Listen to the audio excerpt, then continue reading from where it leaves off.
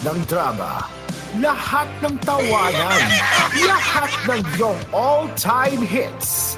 Ang tanging huntahan ng Masanggamaw. Number 1 sa Mega Manila, nationwide pa. Broadcasting from TGON, TVH Group of Networks. Dito lang sa inyong iisang himpilan. Cool FM.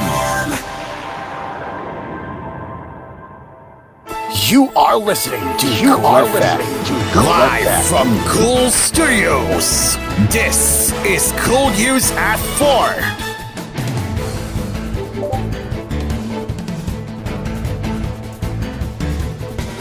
Good afternoon, and welcome to koolNews at 4.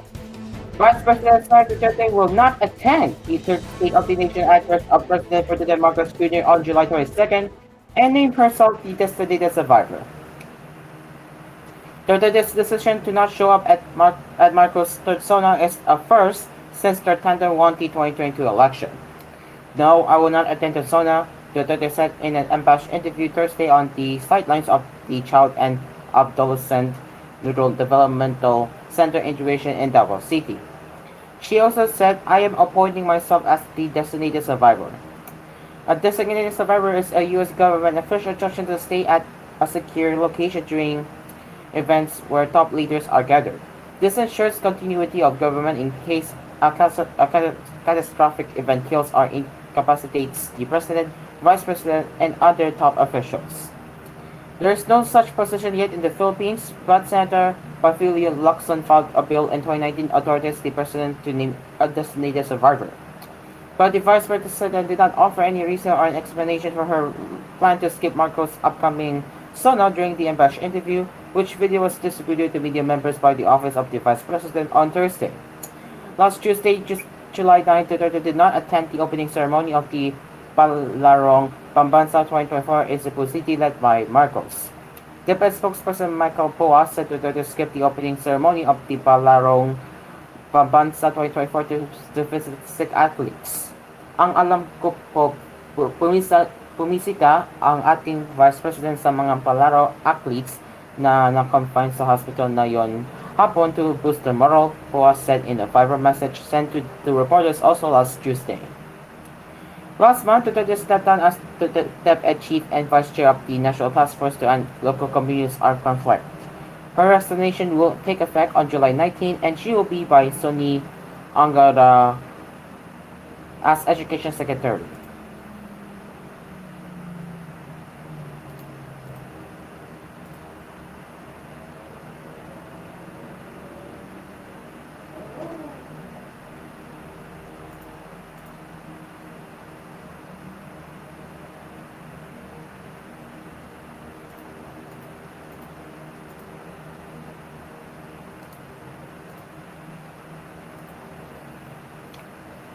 Senate President Francis Escudero said on Thursday that allegations that Commission on Elections Chairperson George Garcia received bribes from South Korean firm Miru Systems will most likely be investigated by the House of Representatives unless a member of the Senate files a measure on the matter. In a text message to reporters, Escudero said the allegations came from the House of Representatives, hence it needs to be looked into by the lower chamber. Unless a member of the Senate files a resolution to that effect, we have to note that simultaneous hearings on the same issue are sometimes tricky and complicated, as they sometimes result in different outcomes, said Escudero. Especially in this case, given that members of the Commonwealth are impeachable officials and the Senate must avoid prejudging or the appearance thereof of any putative case that may reach us in the future, he emphasized. Garcia had already denied the allegations, which he branded as malicious and part of a demolition job. Let's not beat around the bush. I'm the one being referred to. We have information about a planned demolition job against Commonwealth for 2 weeks already, Garcia said. In truth, I don't have even one for the count. I can swear to it anywhere, he stressed. Amid these allegations, Miru Systems said it would continue focusing on delivering the best possible automated system that Filipino voters need. Miru Systems is the company that Commission on Elections tapped for the automated 2025 midterm elections.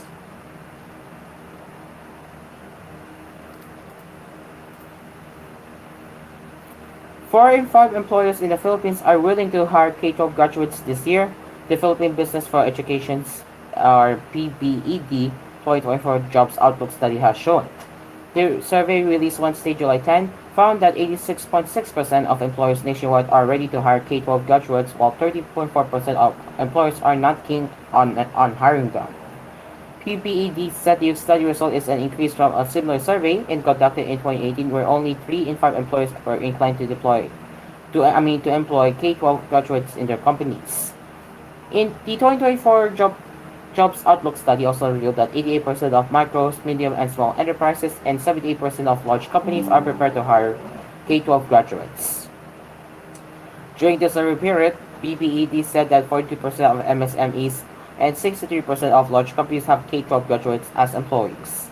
The advocacy group then urged employers to offer work-based training opportunities so that K-12 students would become work-ready when they graduate. More businesses should actively engage in training K-12 students by offering work-based training opportunities to ensure that the skills acquired by trainees meet the needs of the industry and address the persistent job skills mismatch problem, PBED said.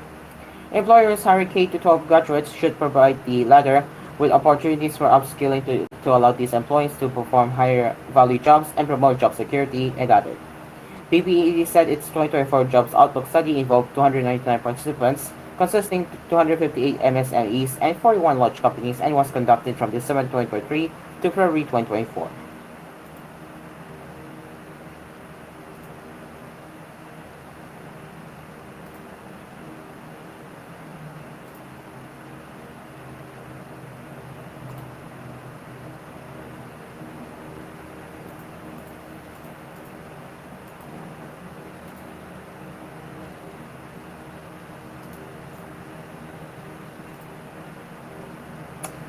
The Brigada Escuela for school year 2024 to 2025 is set for July 22 to 27, the Department of Education announced. Bayanihan para sa matatag na paaralan is again the theme for this year's activity according to DepEd Memorandum Number 33-2024 released Wednesday, July 10. Brigada Escuela is an annual school maintenance program that urges students, teachers, parents, and other staff to contribute their time and resources to ensure that schools are ready for class opening. The National Brigada Escuela Kickoff Program shall be held on July 17, 2024 at Carmen National High School in the Schools Division of Office of Cebu Province 7, to be streamed live via DepEd Philippines official Facebook page. The memorandum states, regional office and SDOs may hold their own advocacy activities in their area to launch and campaign for Brigada Escuela. It also states, DepEd said the school year 2024 to 2025 enrollment would be from July 3 to July 26, as it would begin on July 29, 2024 and end on May 16, 2025. Public elementary and secondary school enrollment, including community learning centers, shall be conducted in person, remotely, or by Dropbox. Enrollment in private schools, state or local universities and colleges, and Philippine schools overseas that offer primary education may adopt their own admission procedures, DepEd noted.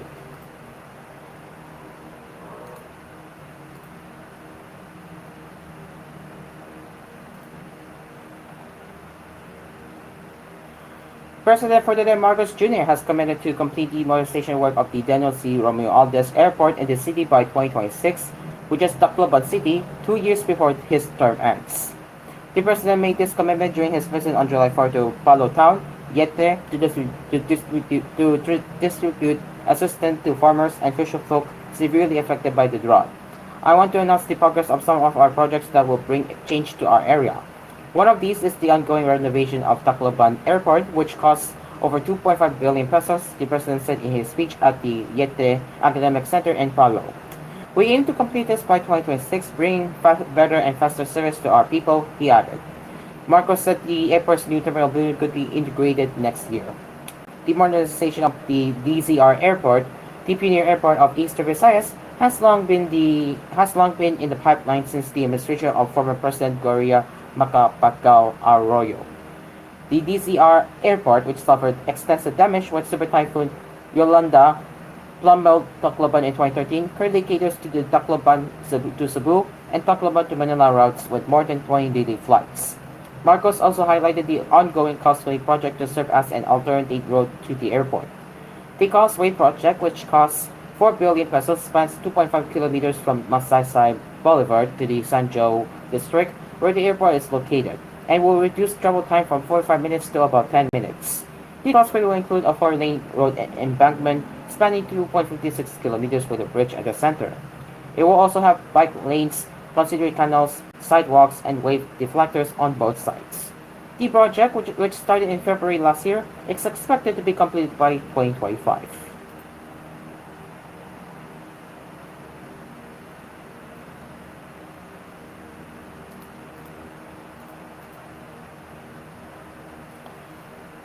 Potable water is not easy to come by on Guinandangpan Island in Talibong, Bohol. Residents had to wait for the rain to have something to drink, 22-year-old Streslin Adruli Toron said.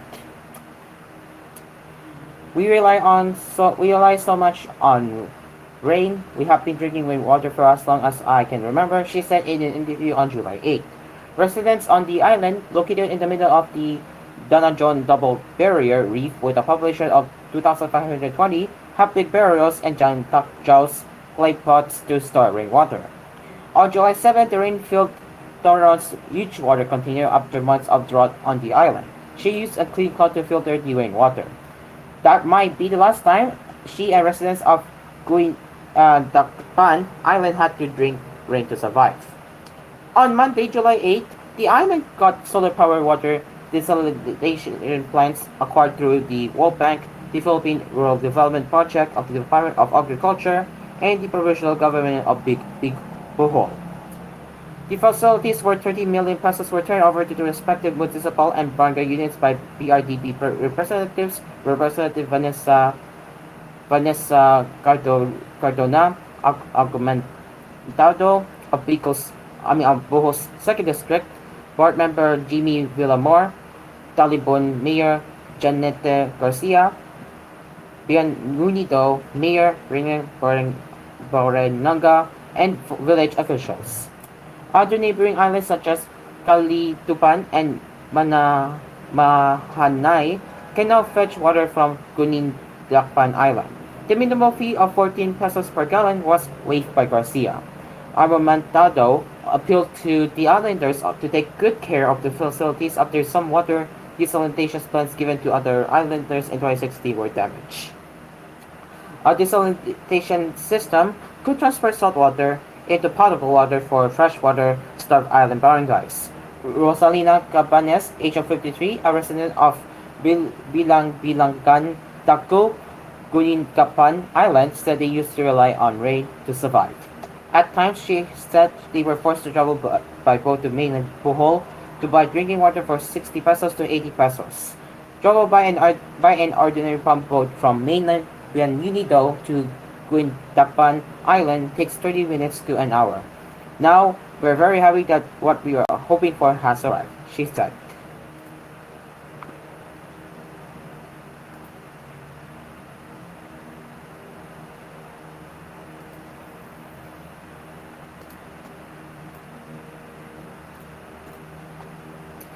And the Philippines tourism sector gained more than 282 billion pesos in revenue for the first half of 2024, the Department of Tourism DOT said on Thursday. According to the DOT, this was a 32.81% increase from the same period in 2023, 212.47 billion pesos. Tourism Secretary Cristina Francisco said that the increase will contribute to more livelihood opportunities for Filipinos, which will improve the country's economy. The income generated through tourism directly translates to more opportunities and improved livelihoods for Filipinos, reinforcing the critical role this industry plays in our nation's progress, Pasco said in a statement. Meanwhile, the DOT said that as of Wednesday, tourist arrivals in the country were marked at 3.17 million. The number comprised of around 2.9 million foreign nationals, while 236,401 were overseas Filipinos. The agency added that South Korea ranked first in foreign arrivals at 824,000 visitors, followed by the United States of America at 522,000 and China at third with 190,000 visitors. The three were followed by Japan, Australia, Taiwan, Canada, the United Kingdom, Singapore, and Malaysia. Fosco added that the DoD expects more visitors for the remainder of the year. In the second half of the year, we anticipate these numbers to increase, not only the revenue generated, but most importantly, the number of Filipinos employed in tourism related industries, she added.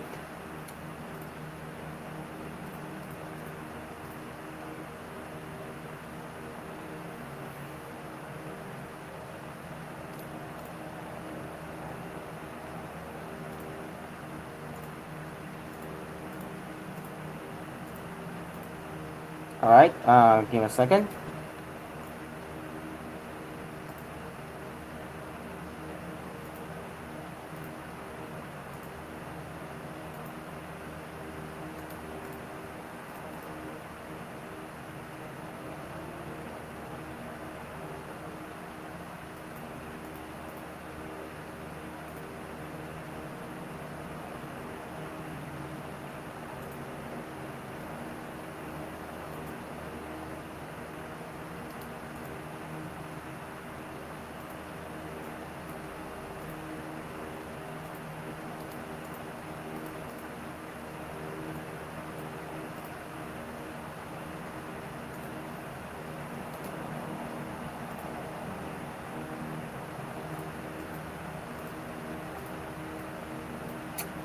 Okay, I'm still waiting for the 3 more articles that we will cover later.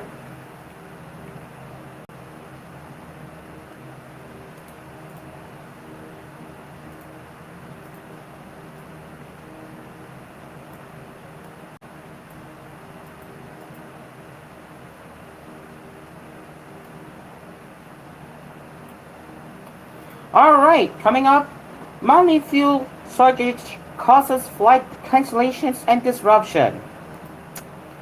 Archegos founder Bill Hegwang is found guilty in multi-billion-dollar fraud case. Fed will not wait for 2% inflation to consider rate cut, according to Powell. That and Citigroup fined $135.6 million over internal control problems. These are the business headlines, and plus, Australia props killing of 65 kangaroos. This is about age. Close ally George Clooney says Biden must exit from the re-election. And what's NATO pledge to Ukraine at the Washington summit? Well, we still have a lot more to cover here. So it is now 18 minutes after 4, and Cool News at 4 will return after these messages.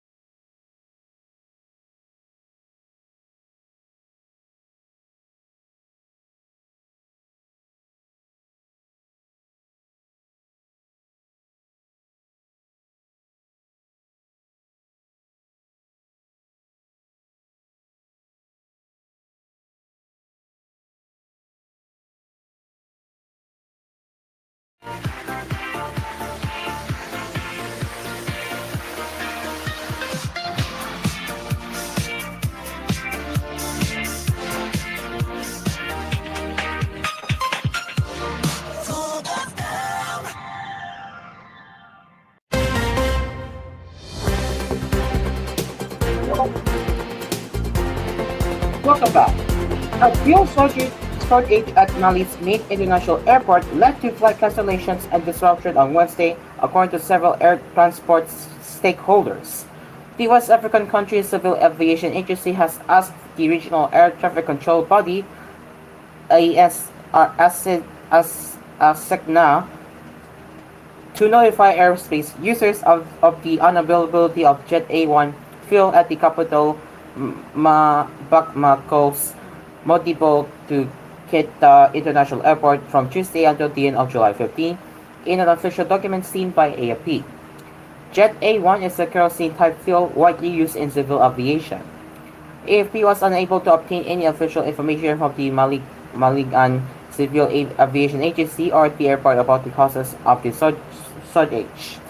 Since 2012, Mali has been plunged into a deep political, security, and economic crisis, which is having a severe impact on supplies. The West African nation has been ruled by a military junta since back-to-back coups in 2020 and 2021. The domestic airline Sky Mali told AFP it had cancelled its flights linking Bamako and the western city of Kayes, as well as its Bamako to Timbuktu route on Wednesday. It did not comment on its flights schedule for the weekend. Turkish Airlines canceled various flights, including its Istanbul to Bamako route scheduled for Wednesday. Its Ethiopian Airlines also brought forward its morning Dakar to Bamako flight on Wednesday. All the airlines cited a shortage or unavailability of fuel in Bamako in their notice. The founder of U.S. investment firm Archegos, Bill Hegwang, was found guilty on Wednesday of fraud and market manipulation in a case focused on the fund's 2021 implosion that cost major banks billions of dollars. A jury in New York convicted South Korean-born Hegwang on 10 out of the 11 charges he faced, according to U.S. media. He could spend the rest of his life in prison. Hegwang's family-owned hedge fund had taken huge bets on a few stocks with money borrowed from banks, and when one of those banks soared, the fund was unable to meet margin calls to cover the losses. The subsequent collapse of the fund sent shockwaves through the markets and cost $10 billion in losses for Credit Suisse, Nomura, Morgan Stanley, and other large financial institutions. Credit Suisse was the hardest hit, losing some $5.5 billion, which further weakened the bank and pushed it close to bankruptcy in 2023 before it was taken over by its Swiss rival UBS. Archegos former Chief Financial Officer Patrick Halligan was found guilty on the 3 counts of conspiracy, securities fraud, and wire fraud he faced at the same trial. During the case, the prosecution relied on 2 former Archegos executives, with one testifying that one had instructed him to misrepresent Archegos' finances. The case came about after Archegos took stakes in several companies with the goal of driving up share prices, including in Viacom CBS, which is now Paramount Global. At its peak in March 2021, Archegos was exposed to $160 billion through derivatives.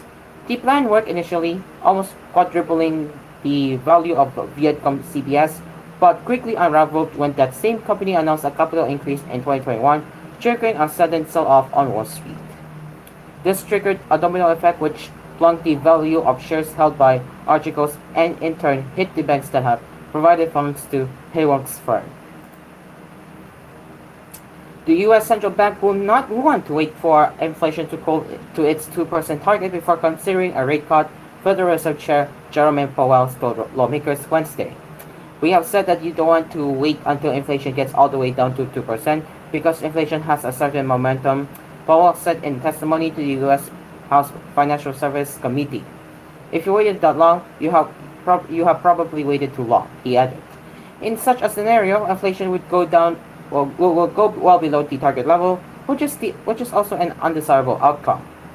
Powell was responding to a question on whether the Fed's preferred inflation gauge, the personal consumption expenditures price index, would need to dip below 2% at least once in the coming months before officials contemplate rate reductions. The central bank leader's comments come a day after he noted recent inflation readings have shown modest progress, adding that more good data would boost confidence that price increases are cooling sustainably. To combat surging inflation, the Fed in recent years hiked the benchmark lending rate to a decade's high level in hopes of easing the bank. In recent months, policymakers have held rates at the 23-year high. While inflation has peaked, its downward progress has stalled somewhat. On Wednesday, Powell told lawmakers that he is not yet prepared to express confidence that inflation is moving sustainably down to 2%. Asked about the Fed's political independence, Powell added that this is critical to the central bank's ability to do its job and sustain the fate of people across the political spectrum.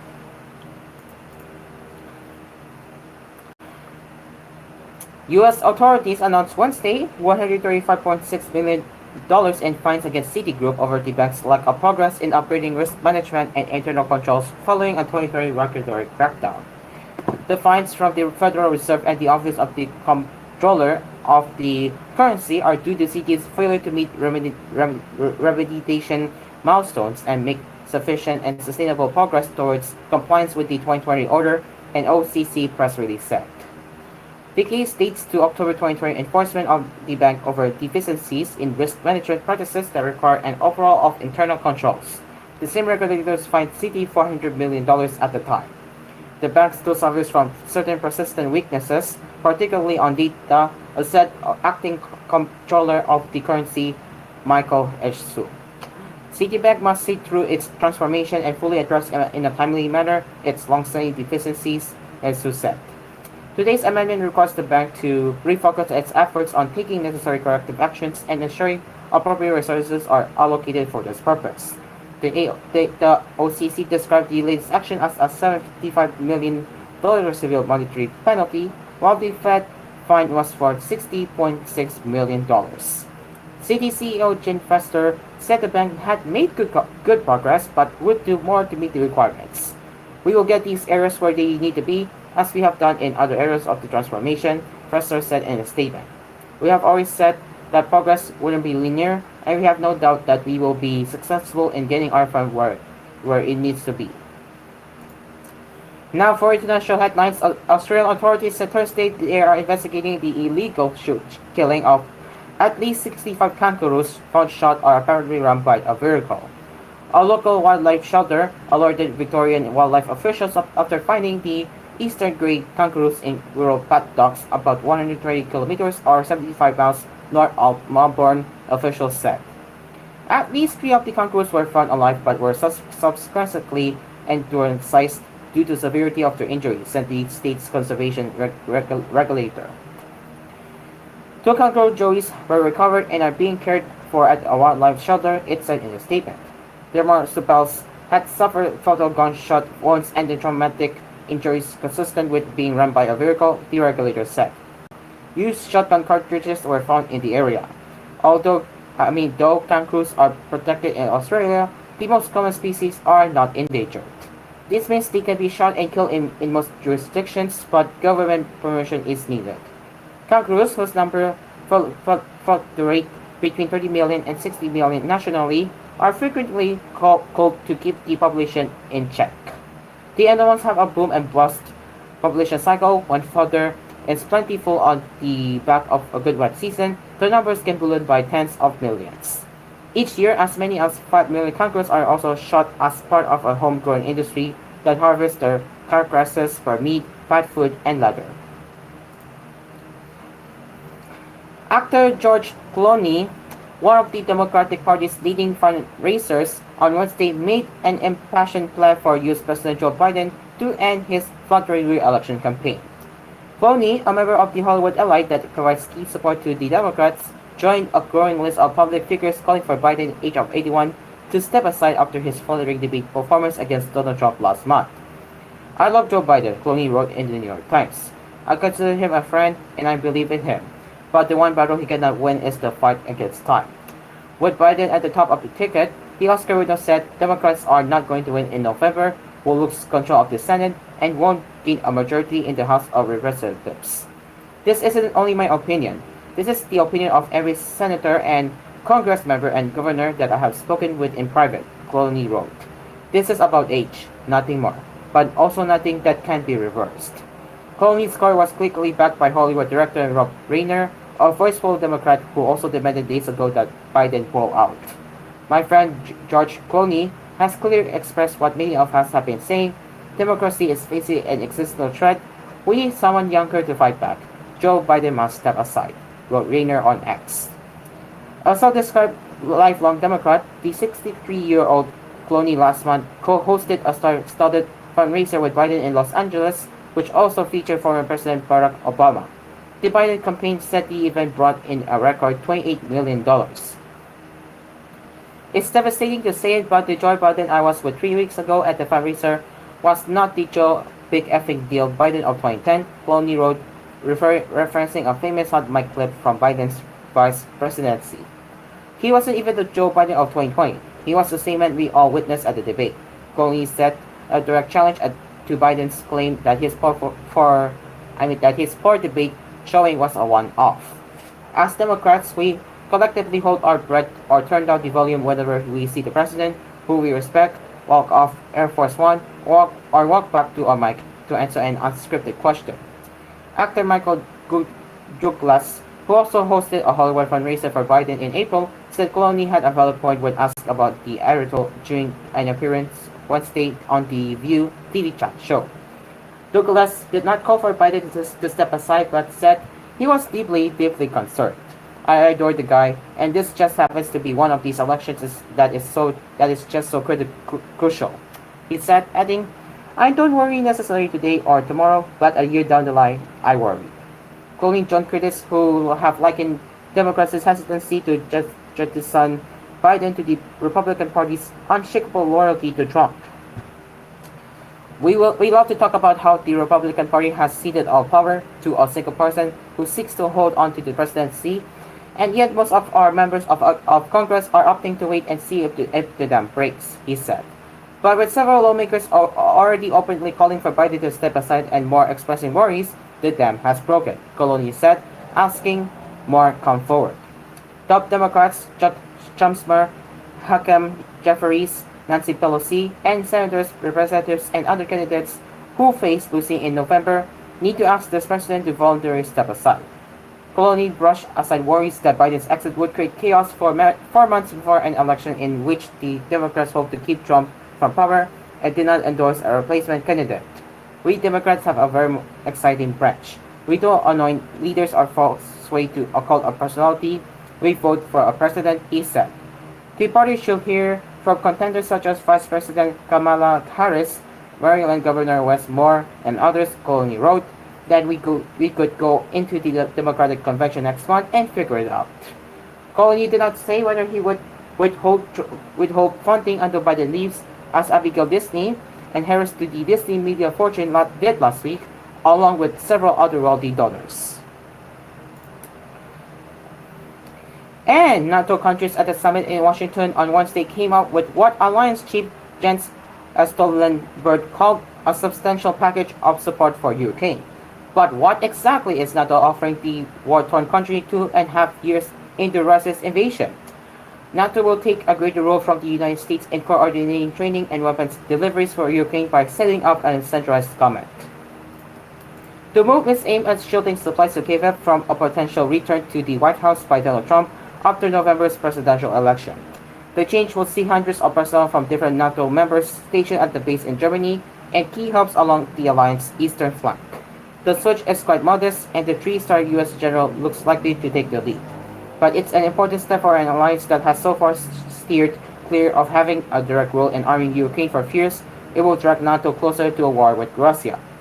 NATO countries have pledged to maintain support for Ukraine for a further year at the rate they have been doing since Russia invaded, a minimum of 40 billion euros or $43 billion. Through proportional contributions, allies intend to provide a minimum baseline funding of 40 billion euros within the next year and to provide sustainable levels of security assistance for Ukraine to prevail, a summit declaration said. The political promise is designed to put aid on a firmer footing, but it is not legally binding and could be ignored by future leaders. Initially, Stoltenberg had hoped to get allies to make it a multi-year commitment, but the US demanded a review next year.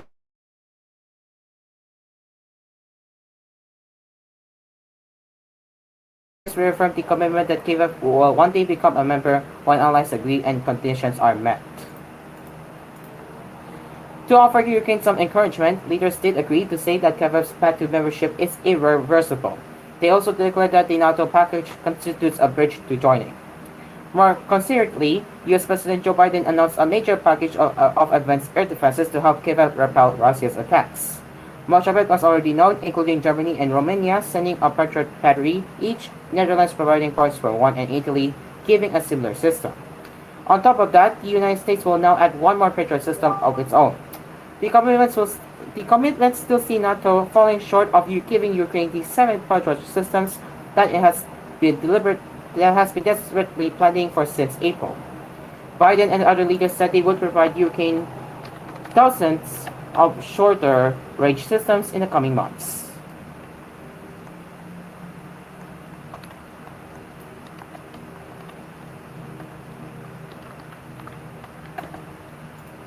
The US, Netherlands, and Denmark announced that the long-promised transfer of F-16 fighter jets to Ukraine was now underway, and they would be operational in the skies this summer.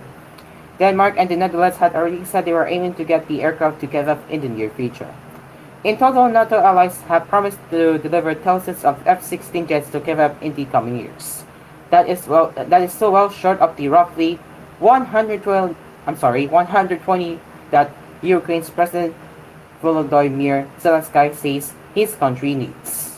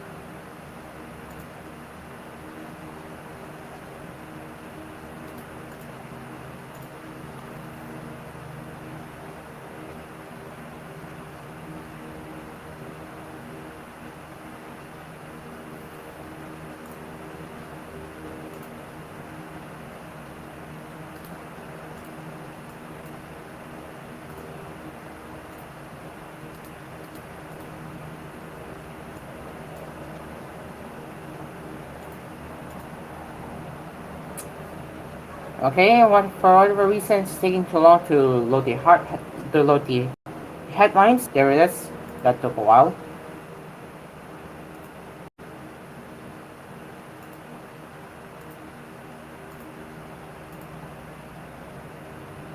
Alright, give me a second.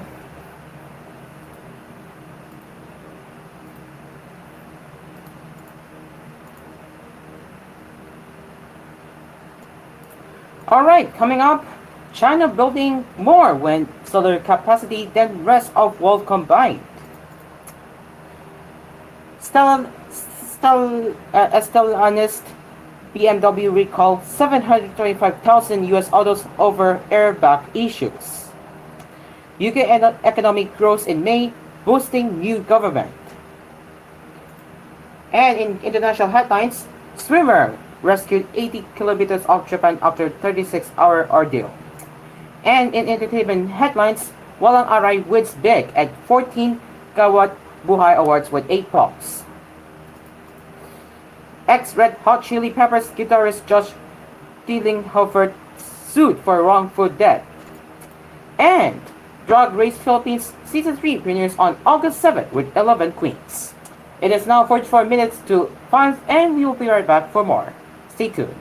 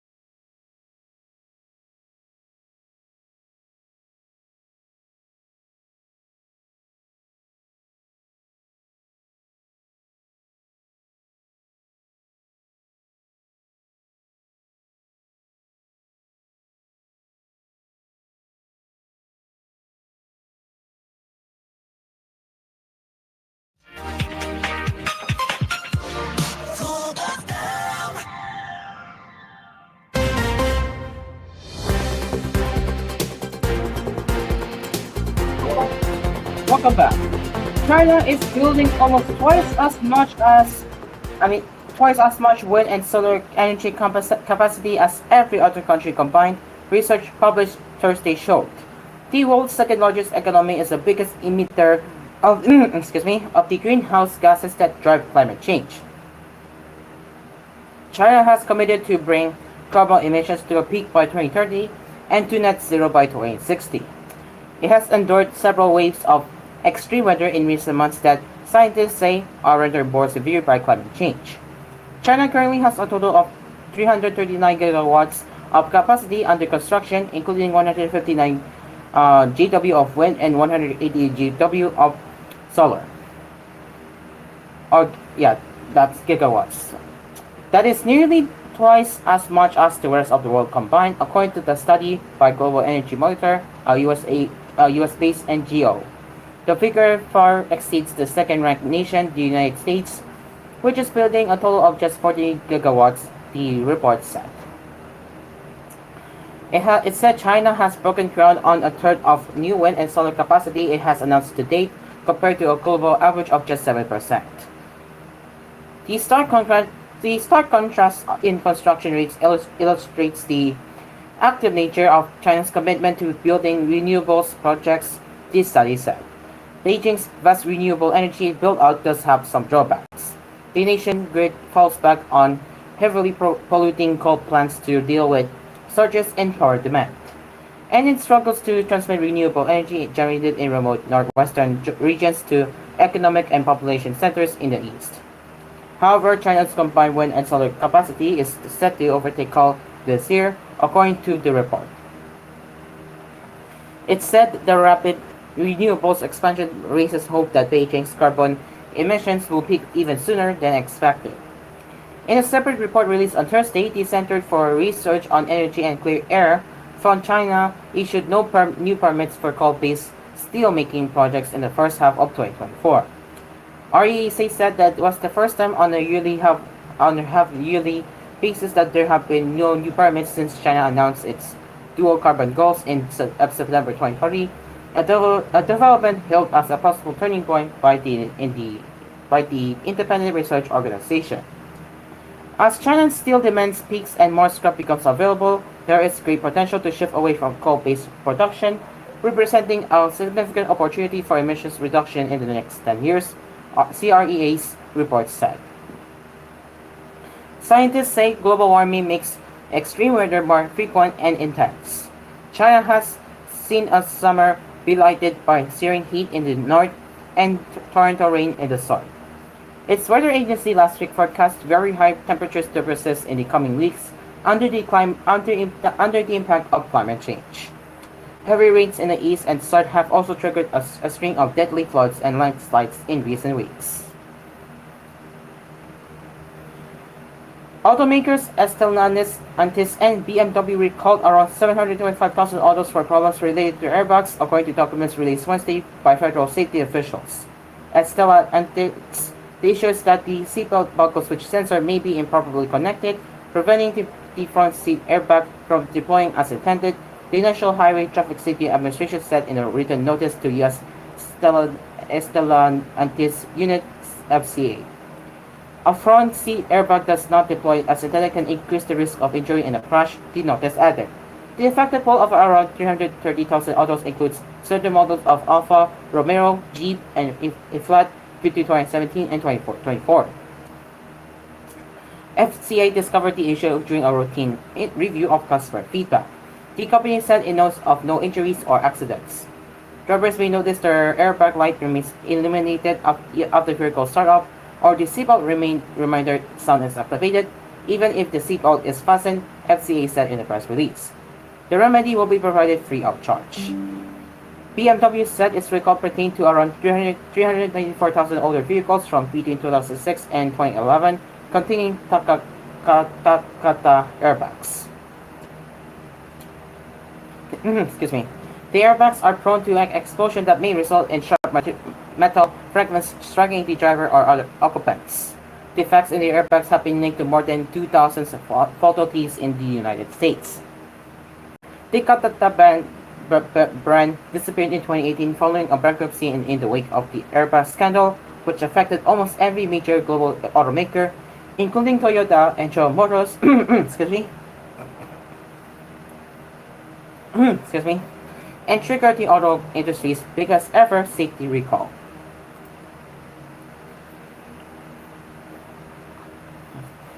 Gross domestic product growth came in at 0.4% in May, which compared with flat GDP in April, the Office for National Statistics said in a statement. Analyst consensus have been for growth of 0.2% in May. Delivering economic growth is our national mission, and we don't have a minute to waste, Britain's new finance minister, Rachel Reeves, said in response to Thursday's data. A decade of national renewal has begun, and we are just getting started, added Reeves, who became the country's first female chancellor of the exchequer on her appointment by new Prime Minister Keir Starmer. His center-left Labour Party last week won a resounding victory in Britain's general election, ending 40 years of rule by the Conservatives. And in the global news, a woman who went swimming off a beach in Japan and was swept out to sea was rescued about 80 kilometers or 50 miles off the coast after 36 hours, officials said on Thursday. The local coast launched a search and rescue operation after the alarm was raised for the Chinese national in her 20s in the central Shizuoka region on Monday morning.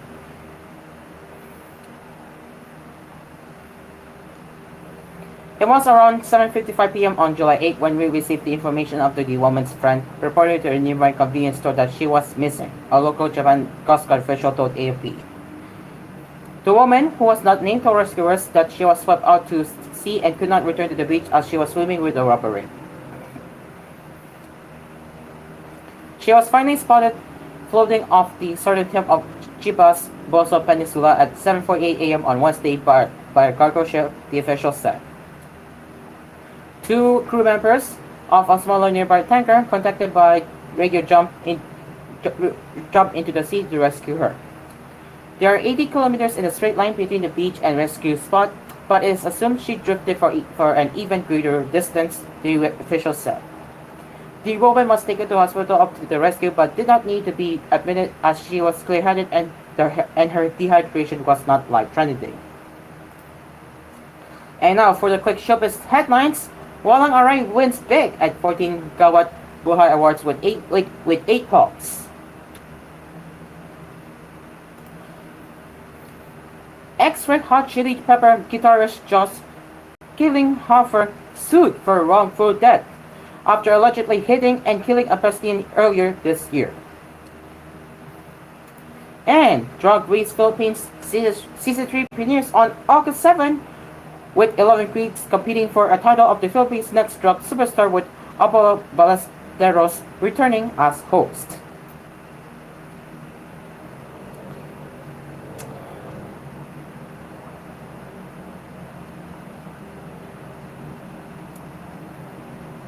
And that is it for Cool News at 4. As always, you can send a news tip or feedback to us at tvh.philippines.news@gmail.com. And we will be back with more headlines later with Cool News at 6 and Cool News Prime Time at 9. Until then, I am Asper. Good afternoon.